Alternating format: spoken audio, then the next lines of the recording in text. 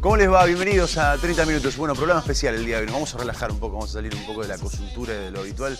Vamos a estar hablando en un ratito de deseo, de sexología, de placer, de psicología, de un montón de cosas que está bueno para poder charlarlos y que creo que es poner estas cuestiones sobre la mesa, poder charlarlos, poder hablarlos, es lo que siempre termina sumando. Hoy nos visita Victoria Güemes, es psicóloga, es sexóloga también y lo vamos a estar charlando en estos 30 minutos. Buenas noches, bienvenidos.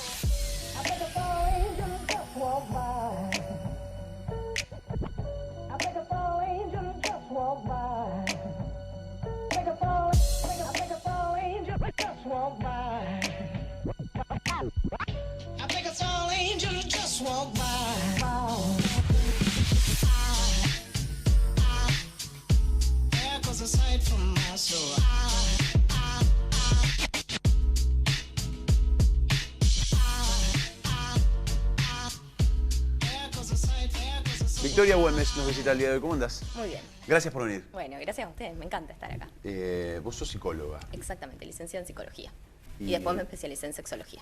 ¿Por qué te especializaste en sexología? ¿Qué te llevó a...? Por un montón de cosas. En principio, como te voy a dar la explicación más simple, que es, yo fui a un colegio católico en el que recibí educación sexual muy poca y hoy la juzgo como realmente insuficiente y muy cargada de valores y de temores. Entonces, la realidad es que cuando empecé a cursar, yo cursé en la licenciatura en psicología en la Universidad Católica también, ahí empecé a encontrar otras miradas acerca de la sexualidad y, por supuesto, además de lo que iba viendo fuera del colegio, obviamente, ¿no? Y que yo notaba que era una falta importante. Entonces dije, bueno, y después, nada, fui probando, vi si me gustaba y la verdad que el posgrado me encantó y me fui especializando más y encontrando unos recovecos muy interesantes y me di cuenta que no era una cuestión de mi colegio en particular, sino que era una cuestión por ahí social y cultural en la ciudad de Santa Fe. Faltaba mucha educación sexual, había muchos mitos, muchos tabús que hablar, que descubrir y la verdad que me apasioné con el tema. Está cambiando eso un poco hoy, ¿no? Sí, está cambiando bastante. Hay una apertura, yo creo, a poder hablar de estos temas, a poderlos discutir, a poderlos pensar más. Hay una revolución en los últimos años que obviamente, esta es mi mirada, yo creo que a Santa Fe llegó, a ver, con un poco de delay a lo que fue la gran revolución sexual. Por supuesto, pasaron años hasta que se empiecen a modificar algunas cuestiones. Es un contexto mucho más tradicional en cuanto a valores, entonces sí creo que hay un cambio y sí se está dando. Sobre todo, hace unos años lo veía más en la adolescencia, en los chicos más jóvenes o en los jóvenes entre 20 y 30 años y la realidad es que cada vez tengo consultas de personas mayores que también empiezan a vivir su sexualidad, a veces después de un divorcio, después de los 40 años, o muchas mujeres después de la menopausia. Entonces digo, la realidad es que hoy ya es mucho más heterogéneo las personas que se empiezan a replantear cómo quieren vivir la sexualidad, que se empiezan a preguntar por el placer, en realidad. Claro. Ahora, socioculturalmente, la sexualidad siempre fue algo muy encajonado. El deber ser, y esto es así, y vos tenés que ser esto. Y en realidad la sexualidad nace del interior de uno y vivirla con libertad.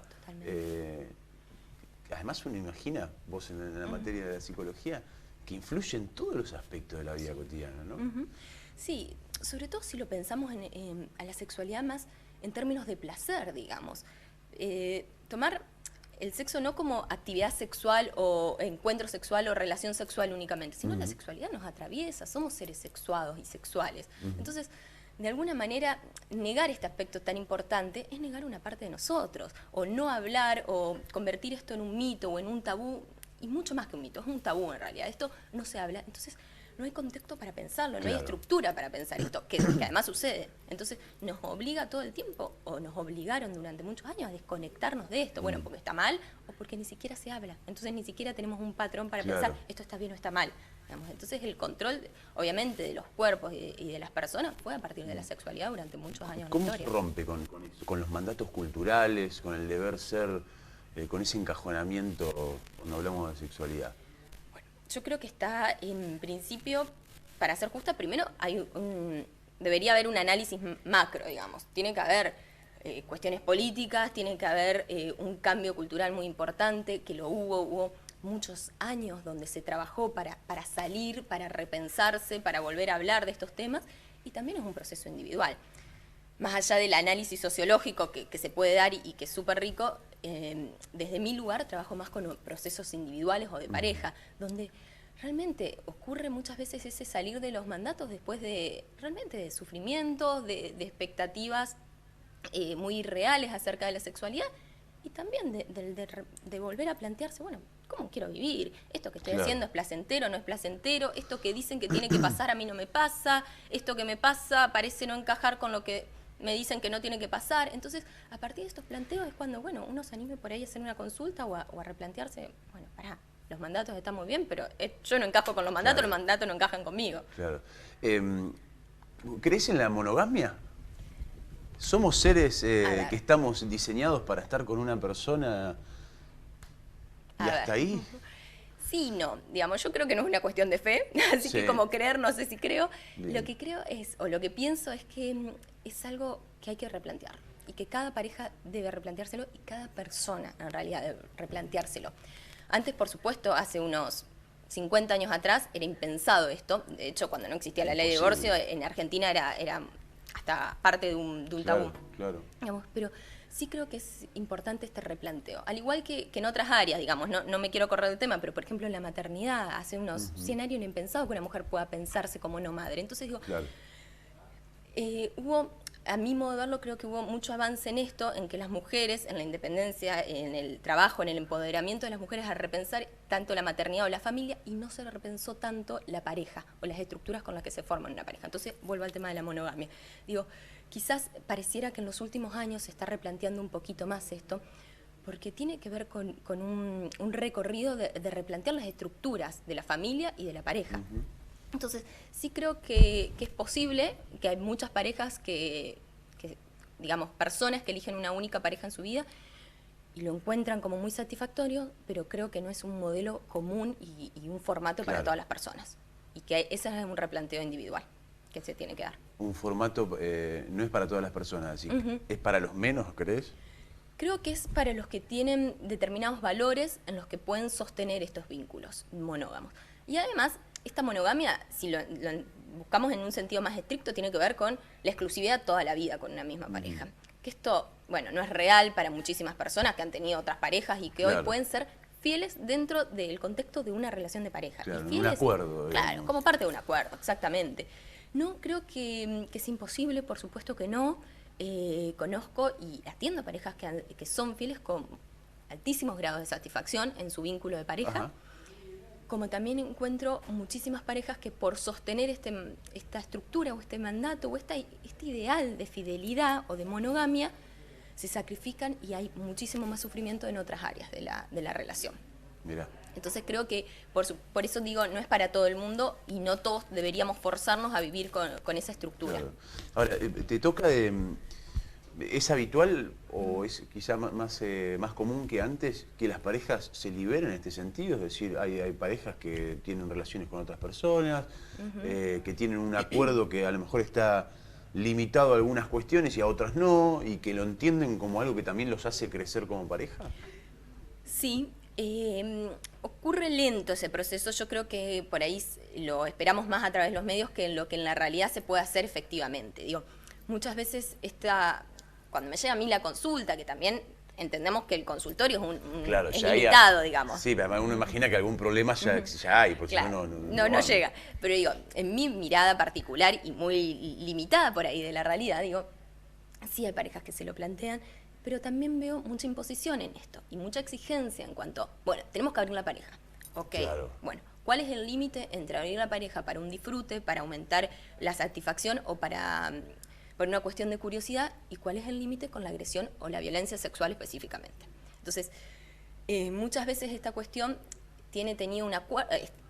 hay un acuerdo y muchas veces está teñido una cuestión de algo más impuesto, algo que tiene que ser así porque si no me voy, o si no soy infiel, o si no te engaño. Entonces, mejor que cedas en este acuerdo, porque la verdad que si no... ¿Es esto o...? Bancátela. Entonces, desde ese lugar, por supuesto que creo que es un acto de violencia sobre cualquiera de los dos de la pareja. Si hay un acuerdo, creo que puede llegar a ser muy saludable. pero insisto en esto, tiene que haber un acuerdo y tiene que haber mucha conversación y volver a discutirse. No es un acuerdo de una vez y para siempre, como la fidelidad tampoco es de una vez y para siempre. Se tiene que volver a replantear con el tiempo. El deseo, digamos, como hilo conductor también de esta charla un poco. ¿Cómo se sostiene el deseo? Sobre todo en una relación de pareja, porque uno imagina años y años y años y una pareja que a lo mejor no dice, no, estamos bien nosotros dos, no necesitamos nada, pero el deseo es el deseo, digamos, hay que sostenerlo, se tiene que alimentar. Tal cual. Gran tema el deseo, es como bien amplio. En realidad, a ver, a mí me gusta pensarlo así, que es como yo se lo explico muchas veces a quienes me consultan. Vamos a partir de lo que es normal o esperable o saludable. Y uso estas palabras a propósito. Bien. Porque muchas veces lo que más veo yo es exigencias en cuanto al deseo. Tiene que haber ganas, tiene que haber deseo. Bueno, esperemos. Vamos a replantearnos por qué tiene que haber ganas, hasta dónde tiene que haber deseo. Si no caemos en lo mismo. Vamos, sobre tu cuerpo te voy a decir, pasamos de una época en la que a tu cuerpo le vamos a decir que haga tal o cual cosa y esto está bien o está mal, y ahora te decimos todo lo opuesto. Ahora tenés que tener deseo y tenés que mostrarte así y tenés que ser sexualmente activa. Ok, bueno, bajemos un poquito las revoluciones. Quizás no tanto, quizás podemos repensarnos un poco más. Digamos, entonces digo, primero suspendamos un poco el tema de los mandatos, porque si no, dejamos de volvemos un poco a esta de la sexualidad no tan libre y condicionada, que es de lo que estamos buscando salir. Entonces digo, hoy quizás los mandatos tienen otra forma. Antes estaba la religión, ciertas estructuras culturales, ciertas instituciones. Hoy a lo mejor tenemos otra mirada y podemos salir de esa estructura, pero están las redes sociales, están algunos medios de comunicación, están las novelas que nos dicen, bueno, vos tenés que tener esta frecuencia de actividad sexual y si no hay algo problemático en vos. Y ya no es normal. Entonces digo, vamos a pensar qué es lo esperable. Lo esperable es que una persona encuentre satisfacción en sus encuentros sexuales, encuentre placer. Entonces, yo siempre explico un poco lo mismo, tanto antes como durante como después. Digamos, tiene que ser placentero eso. Si en alguna de estas etapas hay sufrimiento, hay malestar, algo no está bien con el deseo. O hay una imposición, o hay algo que nos están forzando demasiado, o hay algo que después nos quedó inconcluso o insatisfactorio. Entonces, el deseo tiene que estar como acompañando todo el proceso. Y no es solamente la frecuencia de los encuentros sexuales. El deseo también es la fantasía, el interés que uno puede tener en el sexo. Es mucho más que cuántos encuentros tuviste esta semana. Porque si no es parte de lo mismo. Volver a tener encuentros como descarga, digamos, de algo que hay una tensión que hay que descargar. Entonces digo, primero pensemos qué es lo esperable o qué es lo que esta persona que consulta o esta pareja quiere, digamos, para su vida sexual. Entonces, a partir de eso podemos pensar fallas en el deseo. Que, repito, no tiene que ver con una frecuencia, sino tiene que ver más con desencuentros. Y esto es lo más común. Lo esperable, y no me gusta la idea de normalidad, pero digo, como norma, lo esperable es que en algún momento de nuestra vida no tengamos deseo sexual. Digamos. Es lo esperable. Es lo esperable. Hay momentos en los cuales nadie pensaría que en 90 años de vida todo el tiempo tengamos actividad o deseo sexual. Lo más normal es que uno lo tenga y lo más frecuente es que en la pareja haya una discordancia en el deseo. Que por momentos uno quiera más que la otra persona. Y eso es normal si estamos hablando de una pareja de un par de años juntos, digamos, que por momentos, por los cambios de la vida. Entonces, a partir de eso sí podemos empezar a pensar algunas dificultades. Dificultades o consecuencias en el deseo que pueden tener que ver a partir de, obviamente, problemas psicológicos o psiquiátricos en algunos casos. Una persona que está, por ejemplo, atravesando una depresión, no vamos a esperar que tenga deseo. En ese marco, la crisis, por ejemplo, ¿tiene que ver? La crisis económica. Digo, por ejemplo, una situación de crisis de economía, digo, difícil llegar a fin de mes, no hay laburo, está todo como muy tenso constantemente. Uno llega a casa y... ¿Tiene que ver eso o no? Sí, te lo explico como algo más general. Cualquier crisis vital afecta al deseo. El deseo de vida muchas veces, el deseo de estar con la vida y el deseo sexual en particular. Entonces, cualquier crisis vital, cambios de trabajo, mudanzas, procesos familiares, por supuesto que afecta. Y obviamente la cuestión económica. Si yo tengo que dedicar gran parte de mi energía del día o de mi vida a resolver cómo pago los impuestos, o qué le doy de comer a mis hijos, o cómo llego a fin de mes, no hay mucha disponibilidad emocional, ni afectiva, ni recursos, ni restos de energía para dedicárselo a una pareja.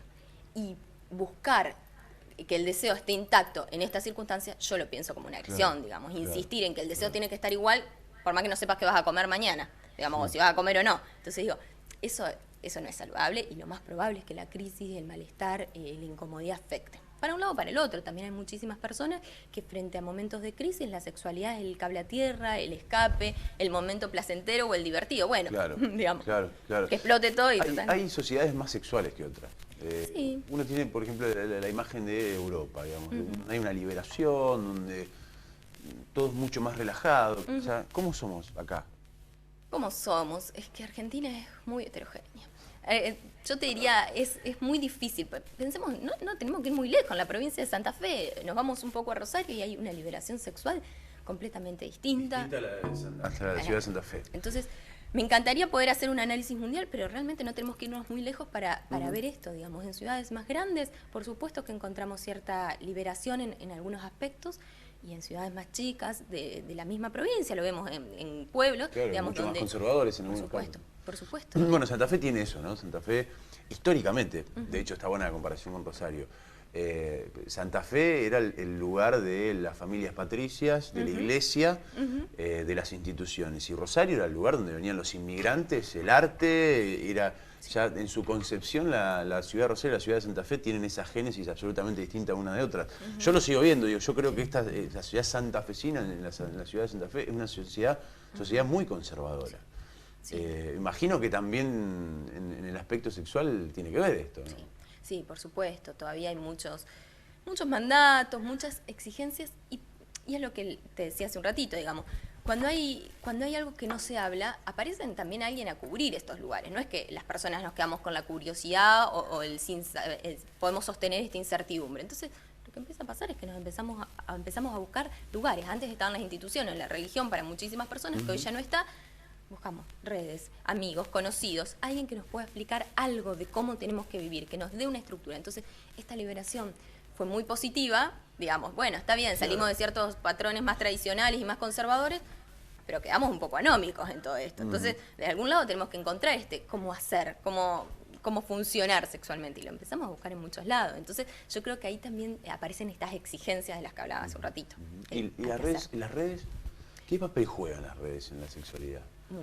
Muchísimo. La verdad es que yo creo que es un poquito en esta desesperación de encontrar, desesperación en un sentido de curiosidad, ¿no? De buscar a alguien que me indique cómo tengo que ser y qué no hacer y qué debería encontrar. Entonces, yo creo que sobre todo en los aspectos de las redes, o por ejemplo Instagram, donde hay cientos de influencers hablando de estilos de vida. Entonces, a la mañana te tenés que tomar un jugo, a la tarde tenés que hacer determinada clase, más tarde tenés que practicar un deporte. Así tenés que vivir. Claro, no te olvides de ir a este bar, pasá por tal museo que es importante que lo veas y comprate este libro. Y después tener relaciones. Entonces digo, en cuanto a esto también empiezan a funcionar estas exigencias, digamos, en el hacer. Hay que hacer, no importa cuánto, ni cómo, ni de qué manera, hay que hacer.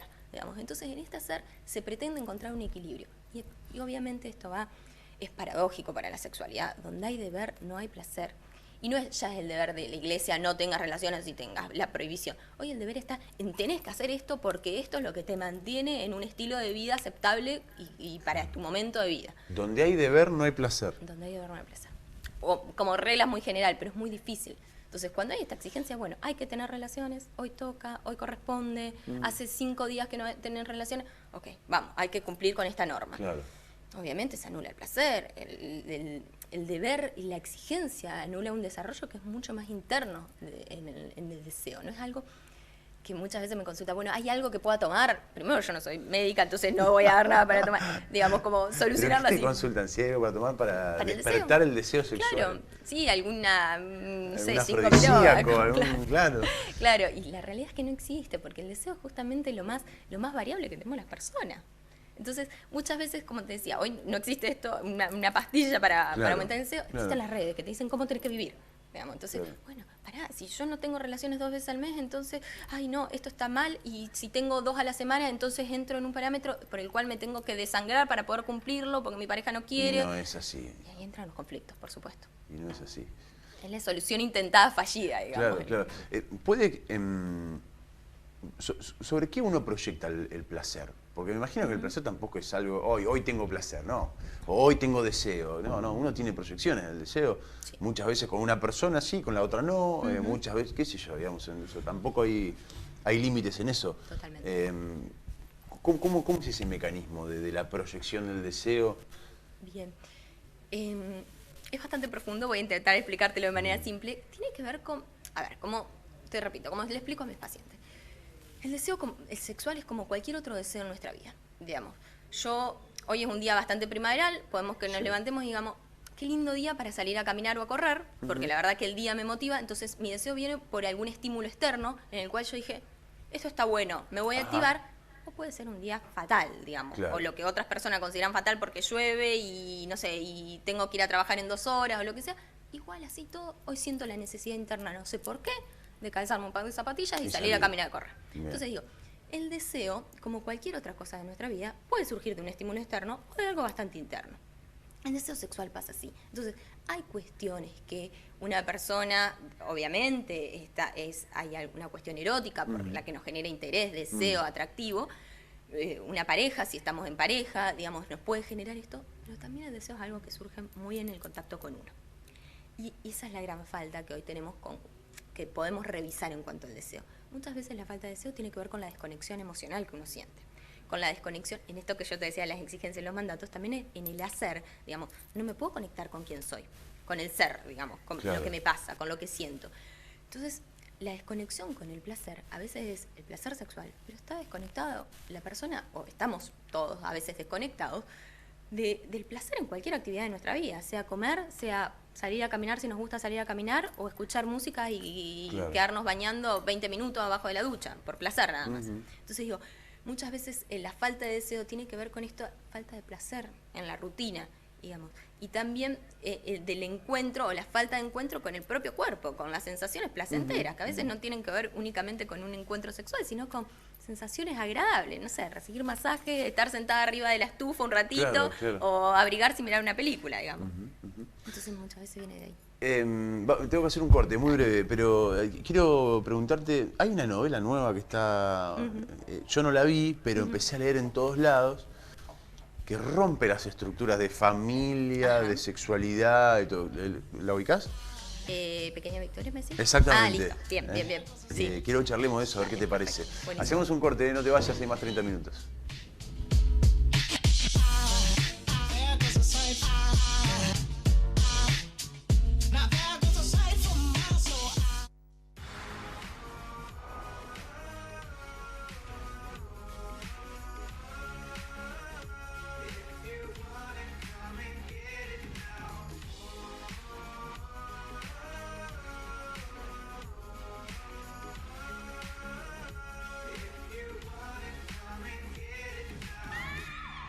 Sounds like I'm shouting from a balcony in Munich. Like a vida.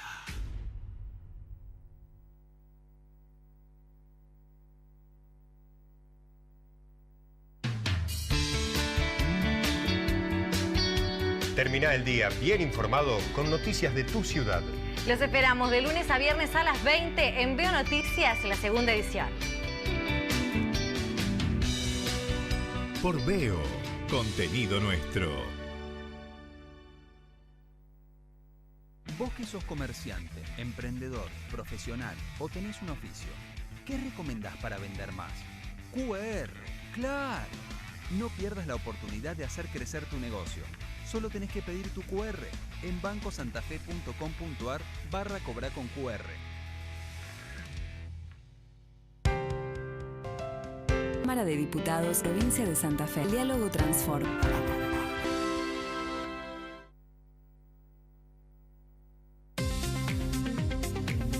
Canalveo.com, el nuevo portal de noticias de nuestro canal.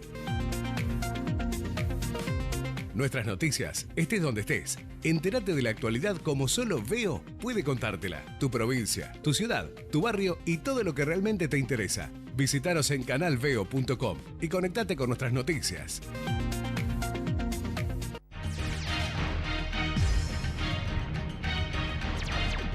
Con Cablevideo podés ganar todos los meses entradas para Cinemark. Mantén tu abono al día. Hacete fan de nuestro Facebook y gana con Cablevideo. Por ser abonado a Cablevideo, te damos un 20% de descuento en tus compras en la farmacia de Jerárquico Salud y 20% de descuento en su centro deportivo. Mantén tu abono al día y ahorrá con Cablevideo. Mi corazón con el Kini late más, elegí 6 números.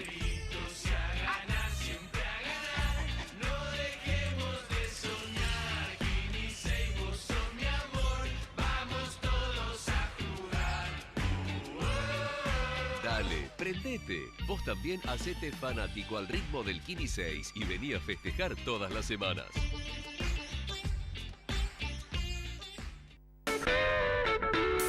Iván Noble vuelve a Santa Fe. Jueves 3 de octubre, 21:30 en La Moreno.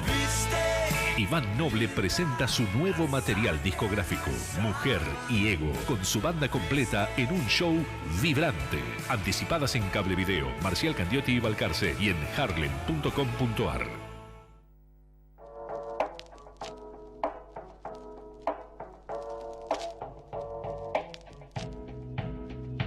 Seguimos charlando con Victoria Güemes. Te decía antes del corte, apareció una novela, ¿cómo se llama? ¿Mi pequeña Victoria? Pequeña Victoria, si no me equivoco, sí. Que fue como un impacto, digo, donde hay una familia ensamblada, donde hay una subrogante de vientre, un donante que en este caso es una persona trans, y una madre que en realidad no tuvo el hijo en su vientre, pero está todo esta cuestión que rompe esquemas, ¿no? Rompe esquemas. Está bueno que aparezcan estas cosas. Está bueno, generó revuelo. No llegué a ver mucho la repercusión, pero sí sé que generó revuelo porque he visto algunos comentarios y me han llegado. Creo que está bueno, que es un tema tabú de los que hablábamos, digamos. De la subrogancia o el alquiler de vientres, digamos, que es algo que hoy está muy border en Argentina, está legalizándose de algunas maneras, no hay una legislación estable en cuanto a esto. No que es inestable, digamos, no conocidas por todo el mundo. Entonces digo, también me parece que viene a proponer, digamos, repensar estas estructuras. La verdad que hay que ver el desarrollo de la novela, creo que fueron 2 o 3 capítulos hasta ahora, vamos a ver cómo se resuelve el nudo de la cuestión o para qué lado va, o quién hace ahí un poco de poco para qué lado vaya también el tema, ¿no? Pero salió y ya empezó a transformarse en un tema de conversación, inclusive entre gente que no la vio. Sí, exactamente. Sí, yo creo que plantea algunos temas bastante picantes, algunos temas interesantes, que son, obviamente, la maternidad de una persona trans, de una chica trans, una mujer trans, que es la donante de espermatozoides. Después tenemos a una mujer que no puede parar de trabajar, si no me equivoco, es como una adicción al trabajo y no sabemos por qué problema o por qué decisión decide alquilar el vientre para que otra mujer geste. Entonces, yo creo que lo principal es poder ver esto. O a mí, particularmente, cuando vi algunos capítulos, me llamó la atención esto. Bueno, el sufrimiento de esa mujer gestante, digamos, que presta el cuerpo. Digamos, bueno, obviamente yo lo pienso desde mi mirada más feminista, en la que puedo entender, digamos, que esto es usar el cuerpo de una mujer, digamos. Es el extremo de la violencia hacia o contra el cuerpo de una mujer, digamos, y contra la sexualidad de una mujer. Entonces, usar el cuerpo de una mujer como envase, para mí es el extremo, al igual que lo considero con la prostitución. Entonces digo, yo creo que está bueno empezar a ver esa otra cara, que no son mujeres que por amor al arte o por una decisión altruista deciden dar su cuerpo. Eso sucede en algunos casos, es real, pero en la minoría de los casos. La mayoría son mujeres necesitadas, en general con necesidades económicas, insatisfechas, de clases bajas, socioculturalmente bajas. Entonces digo, que acceden a esto como una forma de obtener dinero, realmente. Entonces, eso sí es un abuso sobre el cuerpo de una mujer y considerarla, obviamente, el límite del objeto. Digamos, bueno, obtener esto y después se retira de esa gestación como si no hubiese conectado o podría no hacer una conexión con ese feto que está gestando y entregarlo de manera altruista o con amor. Se discutió muchísimo en este último tiempo el tema de la educación sexual en las escuelas. Sí. Son posiciones que cada uno tendrá, obviamente.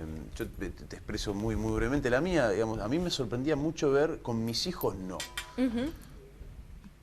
Es hasta chocante, porque decir, no, pará, con tus hijos, con los de todos, porque el Estado es eso, digamos, el Estado es igual, el Estado es más allá de las concepciones ideológicas y religiosas. ¿Qué visión tenés de cómo se está debatiendo el tema que está picante? Está picante. Me voy a meter, te la voy a complejizar porque Dale. Así me gusta hacerlo, digamos. Vos sabés que cuando a mí me dicen con mis hijos no, yo lo explico y realmente la voy a complejizar, pero es Como cuando dicen, bueno, no hay que colocarle vacunas a mis hijos porque yo lo decido así. Ok, es la misma postura entonces. Digamos, podemos criticar, o muchas veces se critica desde ciertos ambientes, cómo ese padre o esa madre decide no vacunar a sus hijos, el riesgo que eso lleva, sin entender que es una decisión de esos padres y no la quieren dejar librada en la salud pública. Con la educación sucede lo mismo. Entonces, cuando un padre o una madre dice, con mis hijos no, lo que está diciendo, yo me voy a encargar de esto y vos no te metas. Lo podemos pensar como una alternativa, por supuesto, los padres tienen derecho a educar a sus hijos, como también es real que la educación sexual no tiene que ser una cuestión de elección tan particular de esa madre o ese padre. Por supuesto que esos padres o esas madres pueden decidir los valores que le quieren infundar a sus hijos o con los que quieren que sus hijos crezcan, pero la educación sexual tiene que ir por el bienestar superior del niño o de la niña o del adolescente. Claro. Entonces digo, no podemos entrar en debate como sociedad si esto corresponde o no. Lo que tenemos que pensar es, bueno, después si uno quiere darle una formación específica, entonces podemos pensar, pero no podemos generalizar la ausencia de educación sexual adecuada, científica, eficiente, responsable, porque algunos padres minoritariamente consideran que algunos valores no son los que les quieren dar a sus hijos.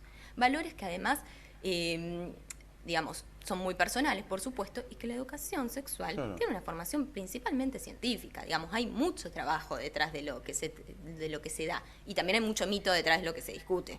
Digamos, estas cuestiones como que van a pasar, no sé, cuestiones súper bizarras u horrorosas en las escuelas. Nadie le va a decir qué tiene que hacer a un chico, qué tiene que elegir. Por supuesto, no. Porque además supongo que eso también se da una cuestión natural. Sí, ¿no?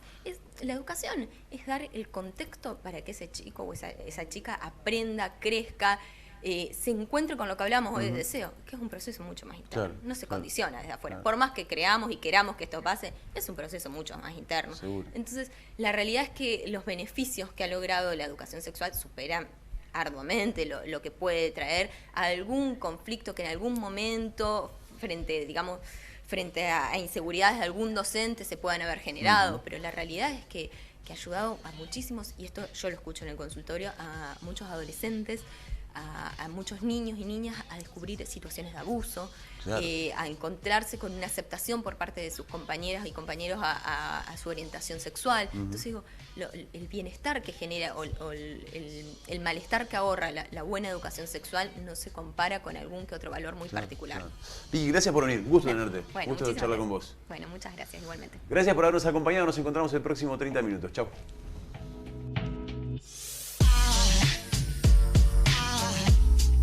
Aside from my soul.